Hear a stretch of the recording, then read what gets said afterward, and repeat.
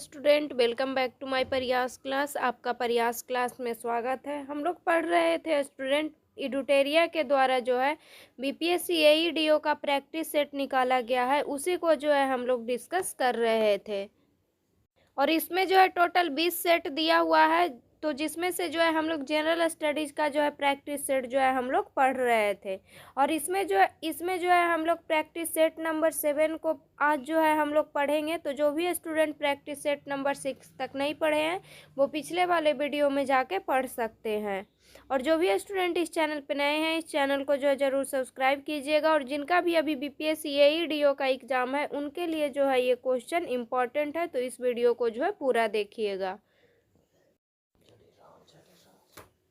इसमें से जो है हम लोग प्रैक्टिस सेट नंबर 7 में जो है हम लोग कुछ क्वेश्चन पढ़े थे स्टूडेंट पिछले वीडियो में। आज जो बचा हुआ है उसको जो है हम लोग पढ़ेंगे। तो आज जो है हम लोग पढ़ेंगे क्वेश्चन नंबर 48। क्वेश्चन नंबर 48 है, निम्नलिखित युग्मों पर विचार कीजिए। तो एक तरफ किला का नाम दिया हुआ है और एक तरफ स्थान दिया हुआ है। तो कौन सा किला जो है अंग्रेजों द्वारा कहाँ निर्मित किया गया था? तो फर्स्ट में दिया हुआ है fort saint George. Fort saint George किला जो है कलकत्ता दिया हुआ है, तो ये गलत है। फोर्ट सेंट जॉर्ज जो किला है वो अंग्रेजों द्वारा जो है फोर्ट सेंट जॉर्ज किला जो है अंग्रेज द्वारा मद्रास में बनाया गया था, ना कि कलकत्ता में, तो ये गलत है। सेकंड में दिया हुआ है फोर्ट विलियम। फोर्ट विलियम किला दिया हुआ है बम्बई, तो ये भी जो है गलत है। फोर्ट विलियम किला जो है अंग्रेज द्वारा जो है कोलकाता में बनाया गया था। कहाँ बनाया गया था? कोलकाता में बनाया गया था। और फोर्ट सेंट जॉर्ज किला जो है कब बनाया गया था? तो ये बनाया गया था 1640 ईस्वी में।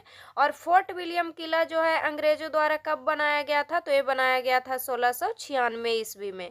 तो इसमें पूछा है उपयुक्त युग्मों में से कौन सा सही सुमेलित है। तो इसमें से जो है कौन सा युग्म जो है सही सुमेलित है? तो इसका आंसर हो जाएगा आपका ऑप्शन नंबर डी, ना तो 1 और ना ही 2। नेक्स्ट क्वेश्चन है क्वेश्चन नंबर 49। आधुनिक भारत के निर्माण में ईश्वर चंद्र विद्यासागर के योगदान के संबंध में कौन सा कथन सही है? तो आधुनिक भारत के निर्माण में ईश्वर चंद्र विद्यासागर के योगदान के बारे में कथन दिया हुआ है, और इसमें जो है कौन सा कथन सही है उसको चूज करना है। तो फर्स्ट कथन दिया हुआ है, नारी शिक्षा को प्रोत्साहन दिया। सेकंड ऑप्शन में है, विधवा पुनर्विवाह के लिए लंबा संघर्ष किया। थर्ड ऑप्शन में दिया हुआ है, उन्होंने अपनी रचनाओं द्वारा बांग्ला में आधुनिक गद्य शैली के विकास में योगदान दिया। तो ईश्वरचंद विद्यासागर ने जो है नारी शिक्षा को प्रोत्साहन दिए थे, विधवा पुनर्विवाह के लिए लंबा संघर्ष किए थे, और उन्होंने अपनी रचनाओं द्वारा बांग्ला में आधुनिक गद्य शैली के विकास में भी योगदान दिए थे। तो इसमें से जो है तीनों जो है सही है, तो इसका आंसर हो जाएगा आपका ऑप्शन नंबर डी, 1, 2 और 3। नेक्स्ट क्वेश्चन है क्वेश्चन नंबर 50। भारत के लिए संविधान की रचना हेतु संविधान सभा का विचार निम्नलिखित में से सर्वप्रथम किसने प्रस्तुत किया था? तो सर्वप्रथम संविधान सभा का विचार जो है प्रस्तुत किया था स्वराज पार्टी ने 1934 में। तो इसका आंसर हो जाएगा option number A. Question number 51। Panchayat समिति के प्रधान या प्रमुख का चुनाव कौन करता है? तो पंचायत समिति के प्रधान या प्रमुख का चुनाव करता है पंचायत समिति के सदस्यों द्वारा होता है। तो इसका आंसर हो जाएगा option number C. Next question है क्वेश्चन नंबर 52। राज्य के नीति निर्देशक सिद्धांतों को भारतीय संविधान में शामिल किए जाने का उद्देश्य है। तो राज्य के नीति निर्देशक सिद्धांतों को भारतीय संविधान में शामिल किए जाने का क्या उद्देश्य है?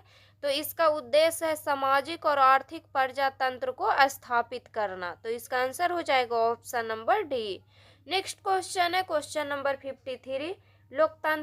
लोकतंत्रात्मक शासन की सफलता के लिए आवश्यक है।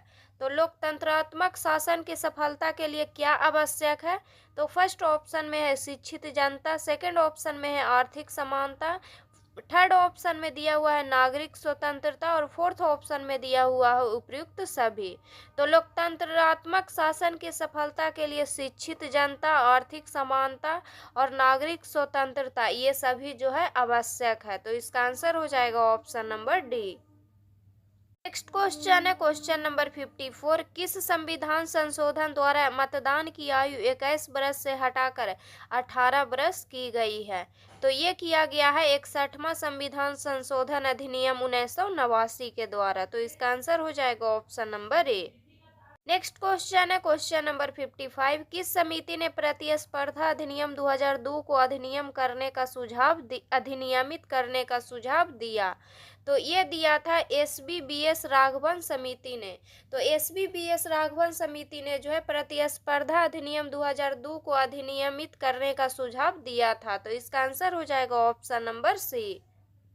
नेक्स्ट क्वेश्चन है क्वेश्चन नंबर 56। भारत के संविधान का कौन सा अनुच्छेद भारतीय निर्वाचन आयोग की स्थापना से संबंधित है? तो भारतीय निर्वाचन आयोग की स्थापना से जो है कौन सा अनुच्छेद जो है संबंधित है? तो ये संबंधित है आर्टिकल 324। तो इसका आंसर हो जाएगा आपका ऑप्शन नंबर ए। और भारतीय संविधान के भाग 15 में जो है निर्वाचन आयोग आता है। तो निर्वाचन आयोग जो है भाग कितना में आता है? तो निर्वाचन आयोग जो है भाग 15 में आता है। और कितना आर्टिकल में आता है? तो आर्टिकल 324 में आता है। और निर्वाचन आयोग का स्थापना कब हुआ था? तो इसका स्थापना हुआ था 25 जनवरी 1950 को। कब हुआ था?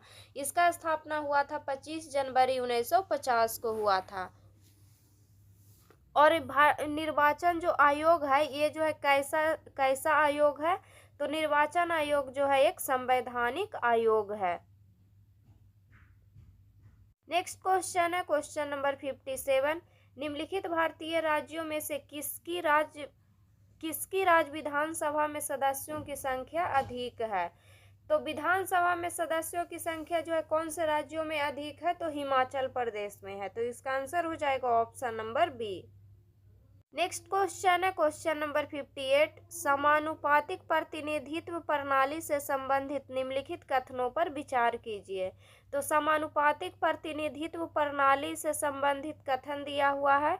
तो फर्स्ट कथन दिया हुआ है, इसके अंतर्गत पूरे देश को एक निर्वाचन क्षेत्र माना जाता है और प्रत्येक पार्टी को राष्ट्रीय चुनावों में प्राप्त वोटों के अनुपात में सीटें दी जाती है। सेकेंड ऑप्शन है दिया हुआ, इसके अंतर्गत पूरे देश को बहुसदस्यीय निर्वाचन क्षेत्रों में बांटा जाता है और प्रत्येक पार्टी प्रत्येक निर्वाचन क्षेत्र के लिए अपनी प्रत्याशियों की एक सूची जारी करती है, जिसमें उतने ही नाम होते हैं जितने प्रत्याशियों को उस निर्वाचन क्षेत्र से चुना जाता है।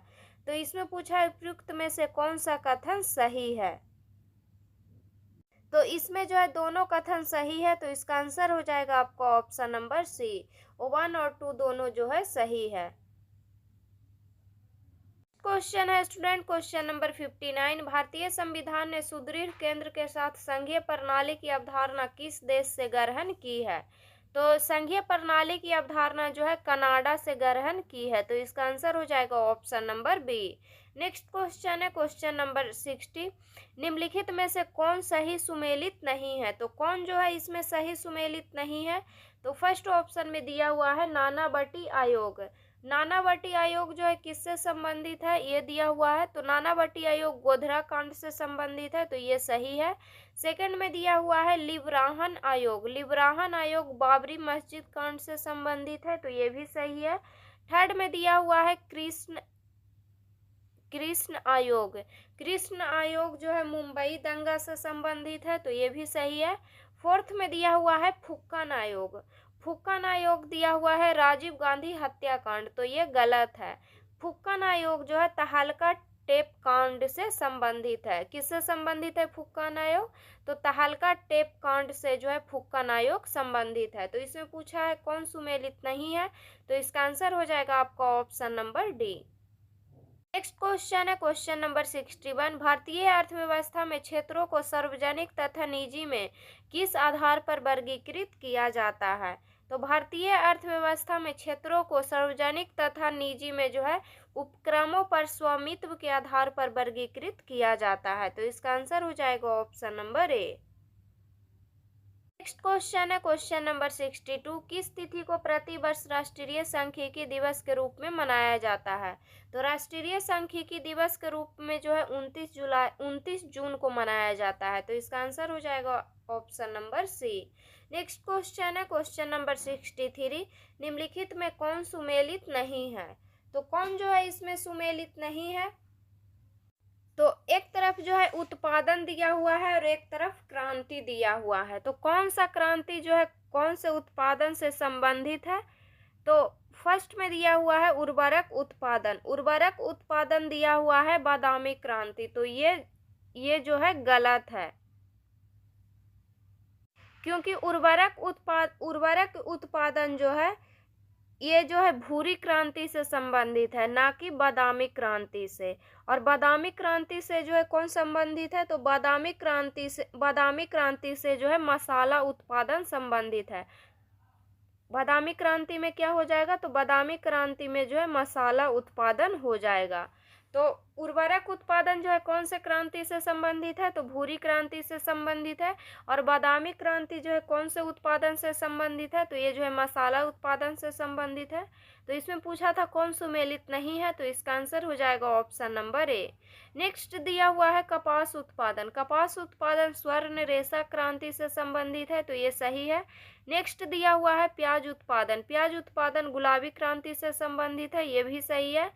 नेक्स्ट दिया हुआ है आलू उत्पादन। आलू उत्पादन गोल क्रांति से संबंधित है। नेक्स्ट क्वेश्चन है क्वेश्चन नंबर 64। भारतीय रिजर्व बैंक के संबंध में निम्नलिखित में कौन सा कथन सत्य है? तो भारतीय रिजर्व बैंक के संबंध में कथन दिया हुआ है और कौन सा कथन सही है उसको चूज करना है। तो फर्स्ट कथन दिया हुआ है यह केंद्र सरकार का बैंकर है, तो ये सही है। आरबीआई जो है केंद्र सरकार का बैंकर है। सेकंड ऑप्शन दिया हुआ है यह मौद्रिक नीति बनाता और लागू करता है, तो ये भी सही है। थर्ड ऑप्शन में दिया हुआ है केंद्र सरकार की ओर से ऋण जारी करता है एवं उनका प्रबंधन करता है, तो ये भी सही है। तो इसमें पूछा था कौन सा कथन सही है, तो इसका आंसर हो जाएगा आपका ऑप्शन नंबर डी। उपर्युक्त सभी कथन सही है। नेक्स्ट क्वेश्चन है क्वेश्चन नंबर 65। शहरी क्षेत्रों में आमतौर पर किस प्रकार की बेरोजगारी दिखाई देती है?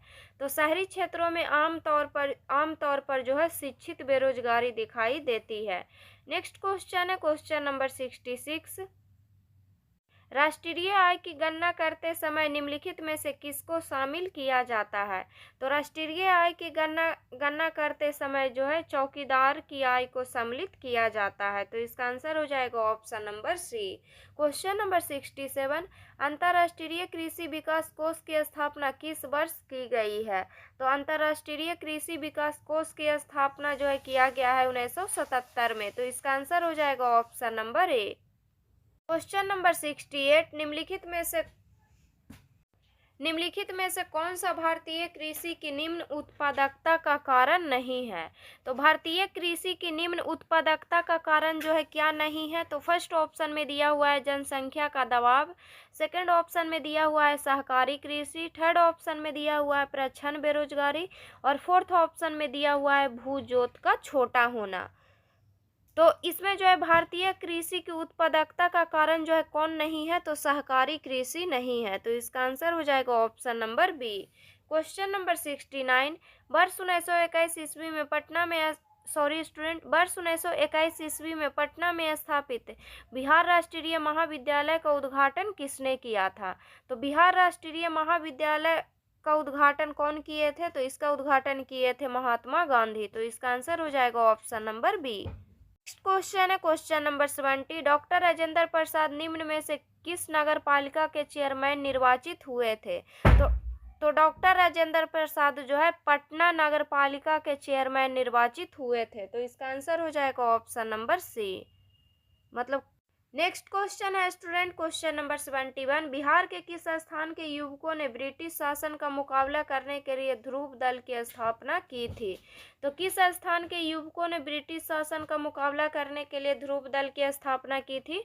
तो ये किया था कटिहार। कटिहार के लोगों ने जो है ब्रिटिश शासन का मुकाबला करने के लिए ध्रुव दल की स्थापना की थी। नेक्स्ट क्वेश्चन है क्वेश्चन नंबर 72। भारत छोड़ो आंदोलन के दौरान किस प्रमंडल में लगभग 2 महीनों तक जनता का शासन रहा था? तो भारत छोड़ो आंदोलन के दौरान जो है तिरहुत प्रमंडल में जो है लगभग 2 महीने तक जनता का शासन रहा था। तो इसका आंसर हो जाएगा option number B. Question number 73। निम्न कथनों पर विचार करें। तो फर्स्ट कथन दिया हुआ है, नखास पिंड नामक स्थान को पटना में नमक कानून भंग करने के लिए चुना गया था। सेकंड ऑप्शन है, नरवास पिंड आंदोलन सविनय अवज्ञा आंदोलन के दौरान चलाया गया था। तो उपयुक्त में से कौन सा कथन सही है?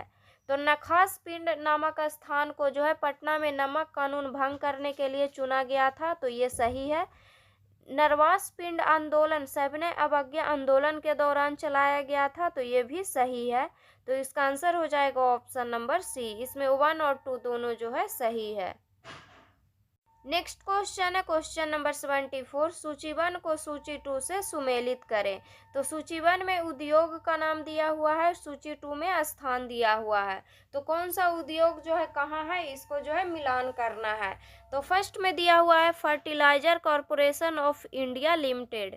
तो fertilizer corporation of India limited कहाँ है? तो ये बरौनी में है।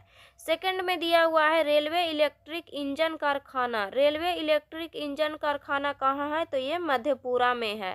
थर्ड में दिया हुआ है रेल व्हील फैक्ट्री। तो रेल व्हील फैक्ट्री कहाँ है? तो ये है बेला में। और बेला कहाँ पड़ता है? तो ये पड़ता है सारण में। नेक्स्ट है भारत बैगन एवं engineering company limited.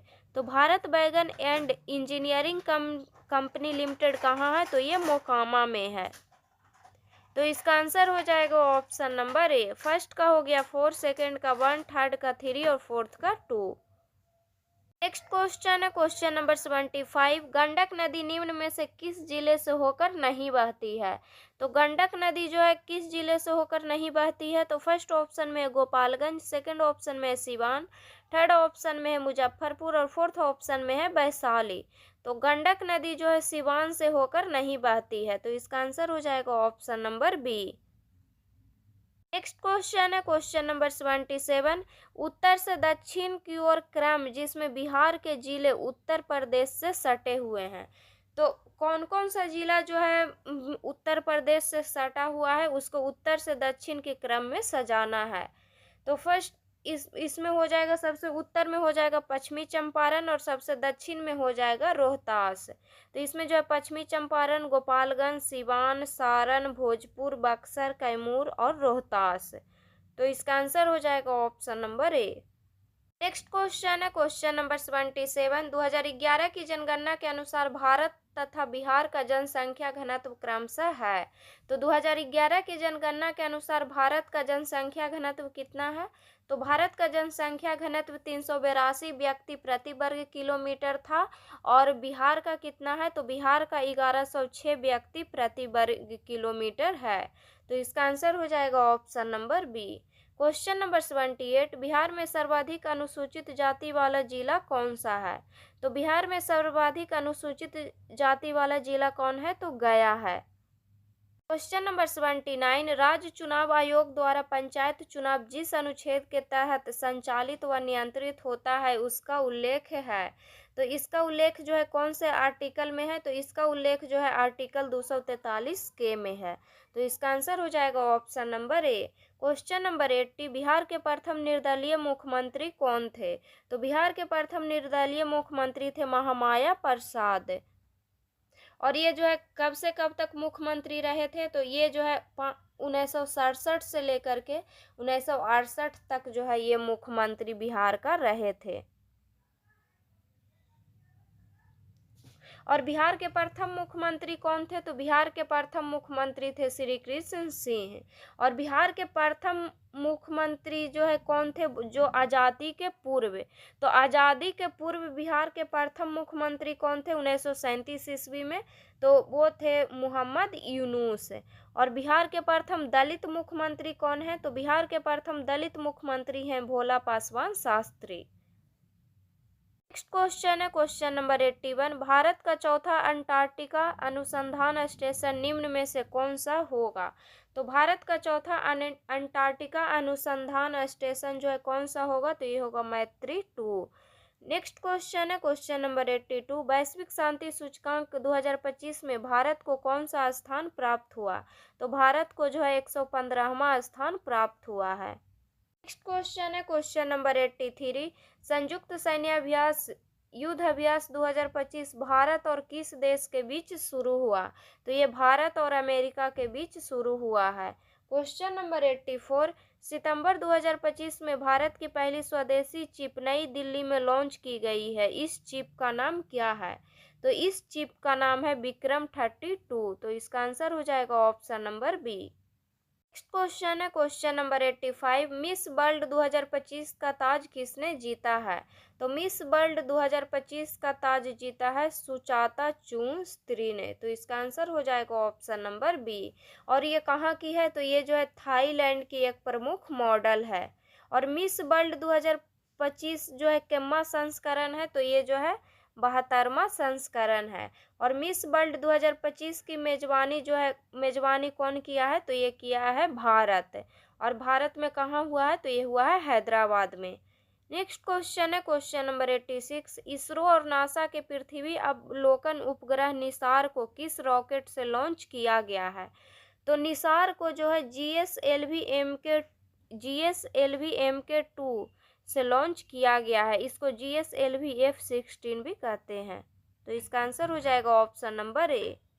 Next question है क्वेश्चन नंबर 87। जुलाई 2025 में भारत में स्थित 12 मराठा सैन्य परिदृश्यों को यूनेस्को की विश्व धरोहर सूची में 44वें स्थान के रूप में शामिल किया गया है, जिनमें 11 किला महाराष्ट्र में तथा 1 किला तमिलनाडु में स्थित है।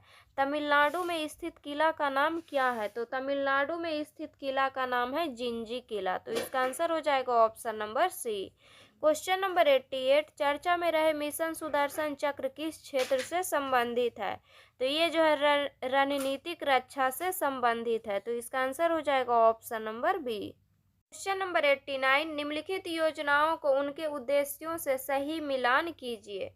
तो इसको जो है मिलान करना है। एक तरफ योजना का नाम दिया हुआ है और एक तरफ इसका उद्देश्य दिया हुआ है और इसको जो है मिलान करना है।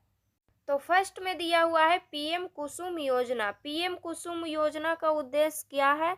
तो इसका उद्देश्य कृषि में सौर ऊर्जा के उपयोग को बढ़ावा देना।